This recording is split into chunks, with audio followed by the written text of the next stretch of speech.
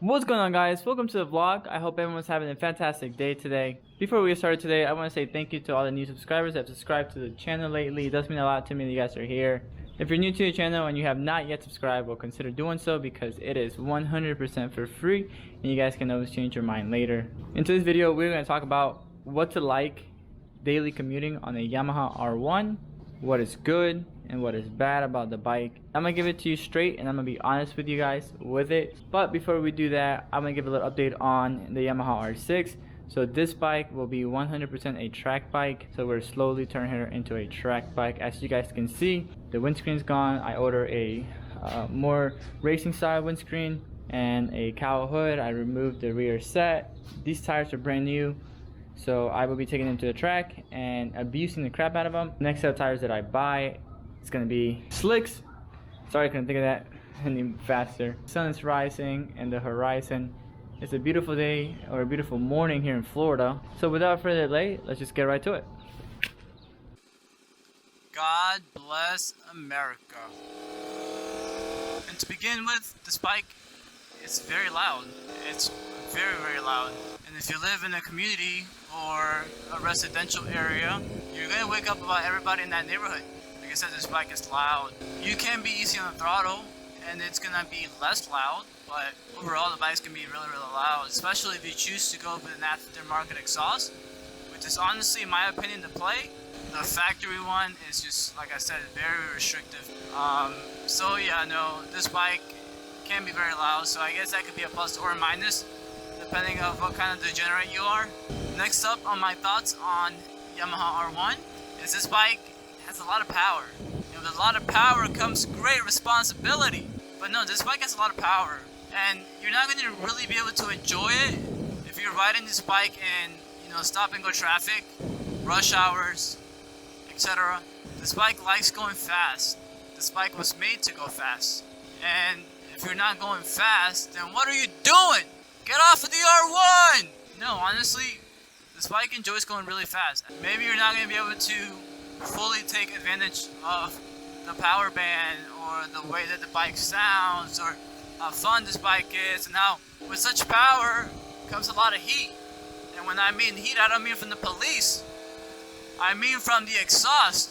And honestly, at times, it feels like my feet are receiving a nice constant stream of vapor, hot boiling water. Now, this is not so apparent, for example, when you are moving, but when you are in a red light, or you're stopped, or you're going really slow, you can definitely tell how hot this bike really runs. Now, I've done my research, and according to Google, just kidding, people that have owned this bike already, that's a nice 5.0, I used to have one, RIP. According to my sources, once you get a tune on this bike, and you adjust the fueling, the bike tends to run a little bit cooler. God, there's fucking bumps everywhere, Jesus Christ, my nutsack, oh my god. But yeah, no, the bike, once it's tuned, it does run a little cooler. I have not yet tuned the bike. I haven't had the time, nor the desire for it. I'm just gonna fully send it right here. Oh my god, look at that traffic, god damn it! Oh my god, my eyes, I can't see! But yeah, no, the bike tends to run really hot. And I don't know, that's not really fun. What the heck's going on with my brakes today? Jesus. So for example, right here in this light, I can already feel all that heat coming to my ankles, my shins. Man, it's horrible. People staring at me. Love to see it, love to see it. This is one of the things that I love about the bike. It's definitely a head turner. But seriously, the bike is hot, man, and it can run even hotter if you live in, like, Florida, like I do. I live in Florida, man, and it is hot.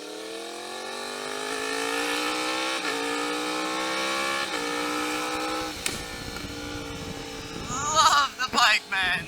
So fast. Moving on from the hotness of the topic, don't mean to make a pun there. The bike is not really comfortable, and if you're not used to riding a super sport, you're in a very committed position. The bike's meant to be real low, your elbows bent, getting ready to turn. That's what this bike is all about. And gosh, so much traffic. See, I told you guys, riding in the R1 sucks in traffic, especially when you can't lane filter, lane Florida legislations. But no, the bike is really uncomfortable. You have to put a lot of weight on your wrist. Maybe like I do, I kind of rest my arm on the tank or on my lap. And it's nice that the bike comes with quick shifter, so you know, if you're giving it full throttle and you somehow don't want to hang on to both of the handlebars, you can still shift. Honestly, really uncomfortable. The seat is uncomfortable, so I definitely recommend you getting an aftermarket seat. That's definitely the play. I have not done that yet, but eventually I will. And just there's really no other way to put it. You cannot make this bike comfortable. You just can't. You can maybe sit different, or you know, put less weight on the handlebars by gripping the bike with your knees. If you ride this bike for a long time, you're going to see how uncomfortable it is. Now you're probably thinking like, well dang man, why the heck should I even get an R1? And honestly, I don't know. R1s are just fun, they're fast. You get a throttle basically in any gear, and they're ready to go. It wakes right up. You know, why would you get an R1? Well, you get an R1 because you want to go to the track and you want to go fast, man. Nothing wrong with going fast in the track. This bike can get you in a lot of trouble though in the street, especially if you're gonna be a degenerate and ride this thing like you stole it, which I don't mind. That's what she's made for. God, it smells like poop in this side of town. But no, honestly, you know, the bike is really fun. The bike is really fast. The bike sounds amazing. I would never, ever get rid of this bike. And I hope Yamaha doesn't do something stupid and kill the R1 like they did with the R6. That would be just dumb and stupid. God, the sun is in my face. Put on the Ray-Bans. You already know, riding in style, boys. Honestly, there's nothing that really compares to this bike in my eyes. I mean, this bike can be anything you want and anything you don't want. It can be really uncomfortable, it can be really comfortable.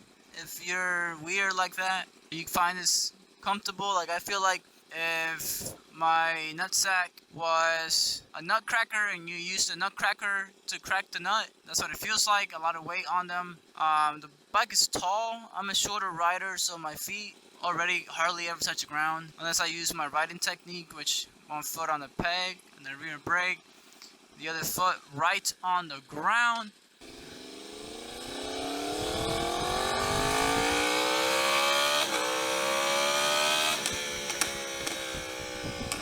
God, we're making popcorn, boys. But I hope you guys enjoyed this video. That's gonna be all for me today. If you liked this video and you found it funny or entertaining, or you freaking hated it, god darn it, tell me why. Tell me why I suck, so I can make it better. But honestly guys, I enjoy making content for you. I like making you guys smile if I can. Regardless of what you're going through and how hard things seem or how dark things can get, remember there's always going to be a light at the end of the tunnel. You just gotta keep moving forward. Don't ever stop. Chase your dreams, man. Love you guys. Be safe.